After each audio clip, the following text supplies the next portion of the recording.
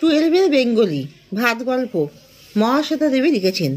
Class 12-এর Bengali ভাত গল্প মহাশ্বেতা দেবী লিখেছেন। তোমরা সবাই মন দিয়ে শোনো আর লেখো, আর সবাই লাইক অ্যান্ড সাবস্ক্রাইবটা দিয়ে দাও। তোমরা সবাই লাইক অ্যান্ড সাবস্ক্রাইবটা দিয়ে দাও, দিয়ে তোমরা মন দিয়ে শোনো আর লেখো।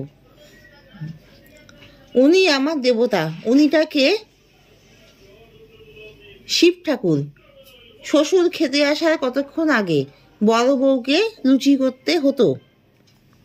1 ঘন্টা আগে। ছোটবাবু কোন চালের ভাত খান? পদ্মজালি।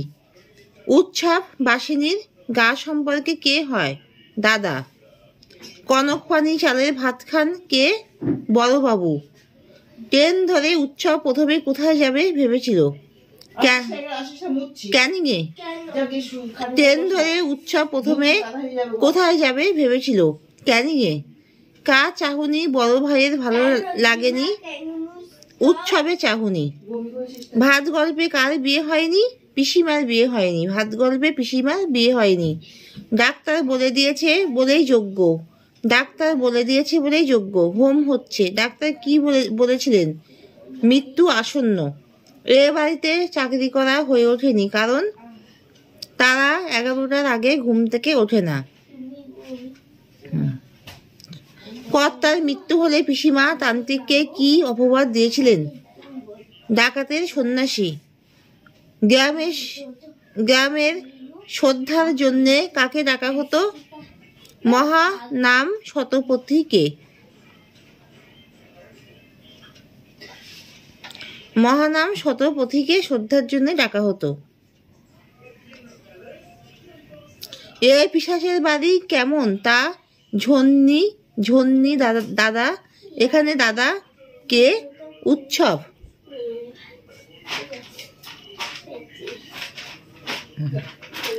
তাস পিটানো ছেলেগুলি অস্বস্তিতে পড়ে।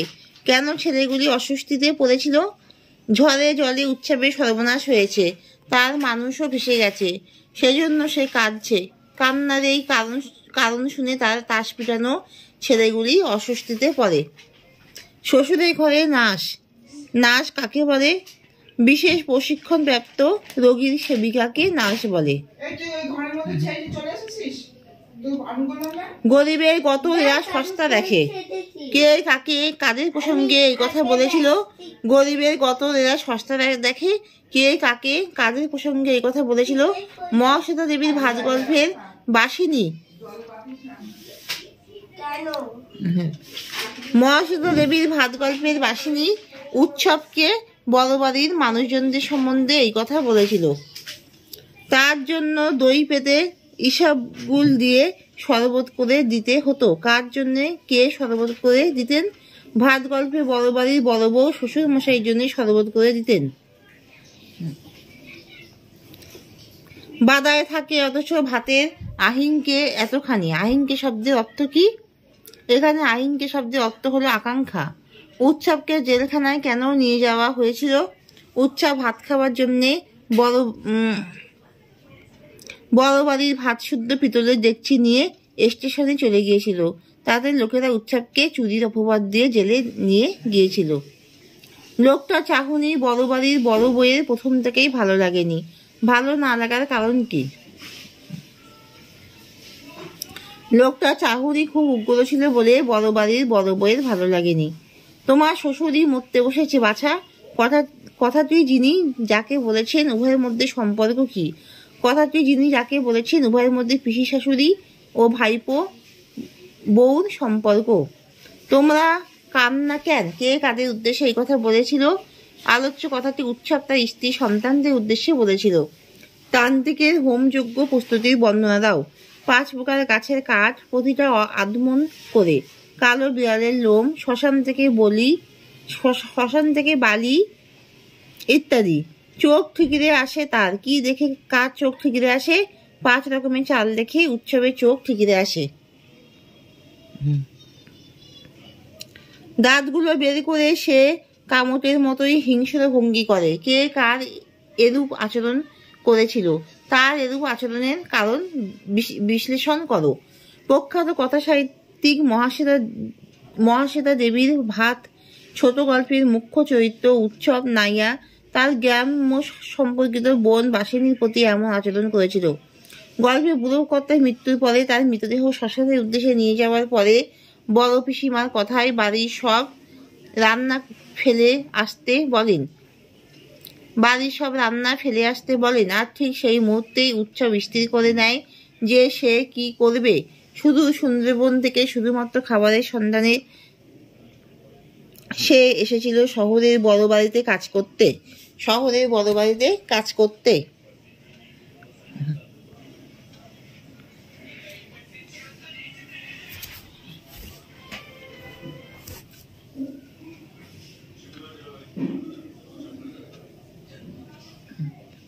কিন্তু বুড়ো কর্তাকে বাঁচিয়ে রাখার জন্য হোমযজ্ঞ শেষ না হলে খাওয়া হবে না, এই যুক্তিতে সে তার চরম আকাঙ্ক্ষিত খাবার থেকে বঞ্চিত হয়েছিল। এর মধ্যে সে নানা রকমের চালের এবং খাবারের গল্প শুনেছে ও দেখেছে, আর তাই তো ফুটন্ত ভাতের গন্ধ তাকে বড় উতলা করে। কিন্তু ভাত জোটেনি উৎসবের। কিন্তু আজ যখন বাসিনী ভাত ফেলতে গেল, তখন উৎসব ভাতের ডেকচি নিয়ে সে দৃঢ় প্রতিজ্ঞা যে সে কি করবে। ডেকচি নিয়ে প্রথমে হনহনির হাঁটা, তারপর দৌড়ানো শুরু করে। যে ভাতের জন্য তার দীর্ঘ সময় অপেক্ষা, সেই ভাত এখন তার হাতের মুঠোয়। এই সময় যখন বাসিনী তাকে অসুচ বাড়ির ভাত খেতে নিষেধ করে, তা সহ্য করা কঠিন হয়ে পড়ে উৎসবের পক্ষে। সে ফিরে দাঁড়ায় এবং কামটের মতো হিংস্র চোখে বাসিনীর দিকে তাকায়। তার দাঁত বের করা মুখ ভঙ্গি কামটের মতো হিংস্র লাগে বাসিনীর।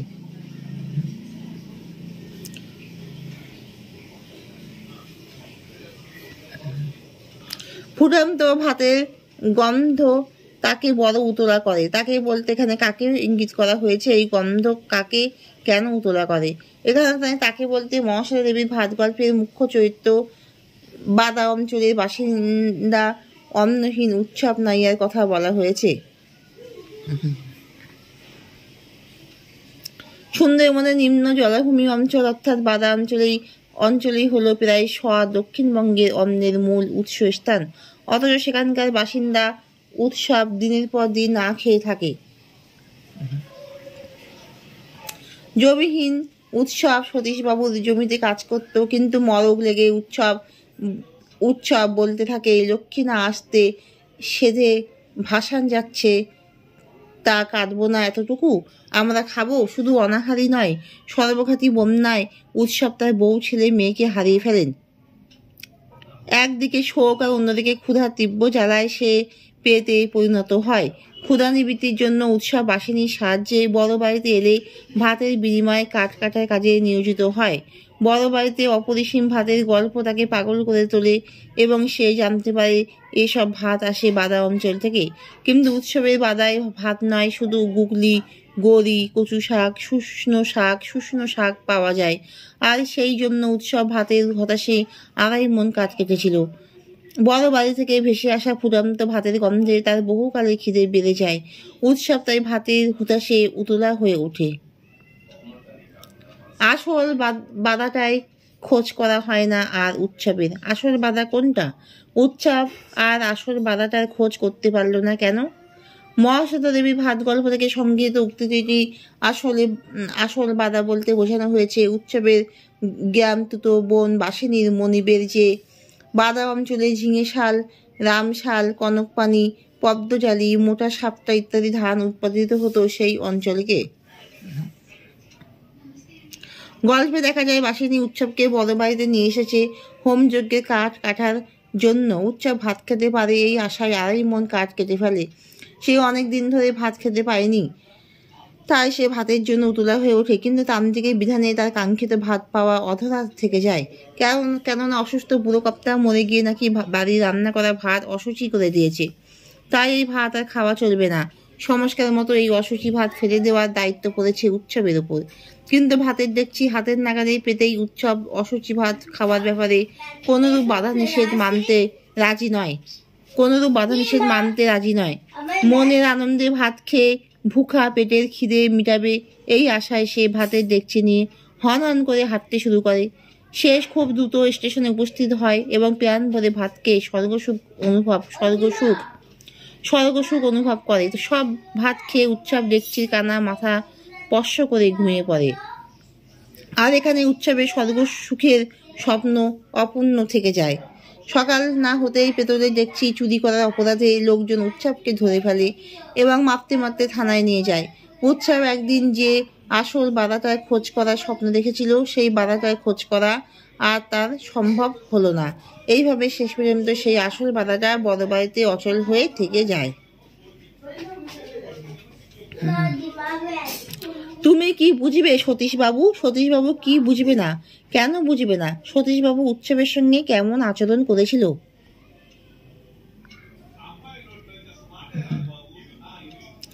আলোচ্য অংশটি মহাশ্বেতা দেবীর ভাত গল্প থেকে নেওয়া হয়েছে। ভাত না খেলে কিরূপ ক্ষুধার যন্ত্রণা সহ্য করতে হয় উৎসব তা বুঝতে পেরেছে। এই কারণে উৎসব জানিয়েছে সতীশবাবু ভাত না খেতে পারার জ্বালা বুঝতে পারবে না। সতীশবাবু আর্থিক দিক থেকে সচ্ছল। উৎসবের মতো যে নদীর পাড়েও থাকে না, মেটের ঘরেও থাকে না, তার পাকা ঘর ঝড়ে ভেঙে যায়নি।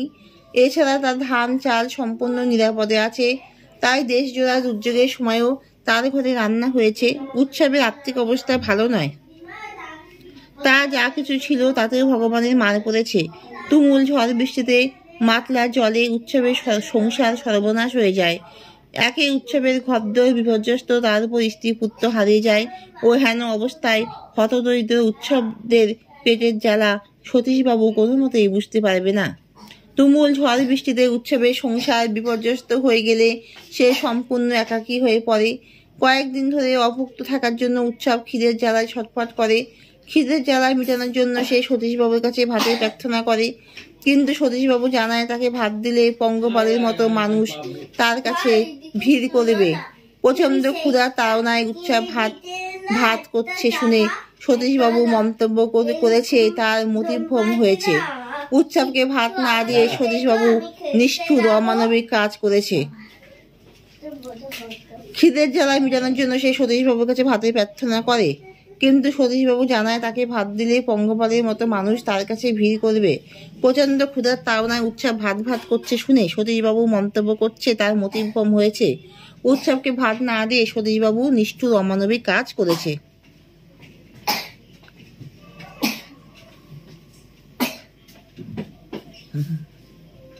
মারতে মারতে উৎসবকে ওরা থানায় নিয়ে যায়। কারা কেন উৎসবকে মারতে মারতে থানায় নিয়ে যায়?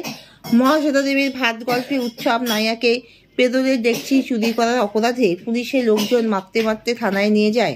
মহাশ্বেতা দেবীর ভাত গল্পে উৎসব নাইয়াকে পেতলের ডেকচি চুরি করার অপরাধে পুলিশের লোকজন মারতে মারতে থানায় নিয়ে যায়। গল্পে দেখা যায় বাসিনী উৎসবকে বড় বাড়িতে নিয়ে এসেছে হোমযজ্ঞের কাঠ কাটার জন্য। উৎসব ভাত খেতে পারে এই আশায় আড়াই মন কাঠ কেটে ফেলে। সে অনেক দিন ধরে ভাত খেতে পায়নি, তাই সে ভাতের জন্য উতলা হয়ে ওঠে। কিন্তু তান্ত্রিকের বিধানে তার কাঙ্ক্ষিত ভাত খাওয়া অধরা থেকে যায়। কেননা অসুস্থ বুড়োকর্তা মরে গিয়ে নাকি বাড়ি রান্না করা ভাত অসুচি করে দিয়েছে। তাই এই ভাত আর খাওয়া চলবে না। সংস্কার মতো এই অসুচি ভাত ফেলে দেওয়ার দায়িত্ব পড়েছে উৎসবের উপর।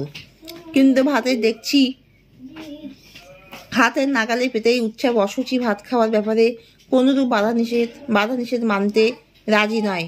মনের আনন্দে ভাত খেয়ে ভুকা পেটের খিদে মেটাবে এই আশায় সে ভাতের ডেকচি নিয়ে হনহন করে হাঁটতে শুরু করে। সে খুব দ্রুত স্টেশনে উপস্থিত হয় এবং প্রাণ ভরে ভাত খেয়ে স্বর্গসুখ অনুভব করে। সব ভাত খেয়ে উৎসব ডেকচির কানা মাথা স্পর্শ করে ঘুমিয়ে পড়ে। আর এখানে উৎসবের স্বর্গসুখের স্বপ্ন অপূর্ণ থেকে যায়।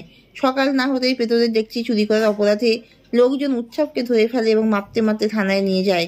উৎসব একদিন যে আসল বাধা খোঁজ করার স্বপ্ন দেখেছিল, সেই বাধাটার খোঁজ করা তার আর সম্ভব হলো না। এখানে শেষ করছি। তোমরা সবাই লাইক অ্যান্ড সাবস্ক্রাইবটা দিয়ে দিও।